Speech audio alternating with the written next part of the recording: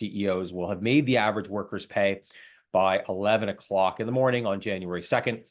Slightly better than previous years where they'd made it at 9:30 a.m. on the 2nd, but still there's a huge gap there that isn't closing anytime soon. An annual report on Canada's top 100 CEOs highlights the gulf between the ultra-rich and the rest of us.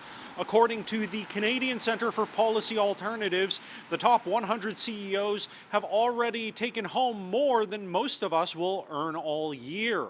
And some are finding it hard to reconcile that with the visible poverty on Canadian streets. If you look around downtown, you'll see a lot of people, unfortunately, actually some people over there, homeless. And then you have this small group who's kind of taking it all. It's not really right that they have. It's nice to get bonuses, but that's a little excessive in my ideas. I'd say obviously that's very high, and can that be justified in terms of how much probably their average employee gets paid and productivity and things like that? And you probably look at it and say no, probably not. That's probably overly compensated. The CCPA report finds top 100 CEO pay has gone down slightly in light of changes to the capital gains inclusion rate.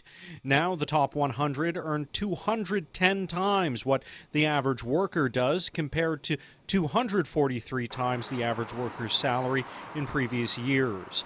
Report author David McDonald says it's a small step in the right direction, but Canada could do more. The tax rates on the rich are much lower today than they were in the 60s and 70s, that golden age of capitalism here in Canada. You got to stop taxing the rich, I feel like Canada has way more, availability options that people can make a lot more money if you stop taxing the rich, Not everybody is convinced CEO pay is a problem. The Montreal Economic Institute says the stats are cherry-picked.